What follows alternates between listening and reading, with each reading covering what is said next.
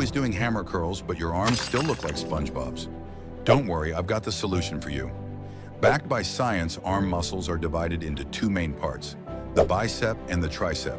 The biceps itself has two heads, the long head and the short head, and it makes up only 30% of your arm size.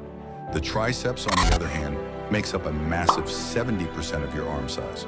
So if you want big arms fast, you need to focus more on training your triceps than your biceps. The triceps has three heads, but the long head is the one that really gives your arms that thick, massive look. And the good news, you only need 2 exercises for maximum results. 1, triceps overhead extension. This is the best exercise to target the long head. But here's the problem. 90% of people do it wrong and see no gains. Here's how to do it properly. Stand upright. Keep your elbows pulled slightly back so the muscle is in a stretch position. Lower the weight all the way down for a full stretch. Then push up to full extension.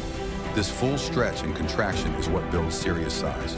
2, triceps pushdowns. This exercise hits the other 2 heads of the triceps. Use a straight bar or rope and make sure to keep your elbows tucked close to your sides, not flared out. Lean forward slightly. Push the bar all the way down, locking out your arms while keeping your elbows fixed in place. Do these correctly and your triceps will explode in size. Now for the biceps, you only need 2 exercises as well. 1, incline dumbbell curls. Perfect for targeting the long head of the biceps. 2, dumbbell preacher curls. Best for isolating the short head of the biceps. That's it. Just 4 key exercises. 2 for triceps, 2 for biceps.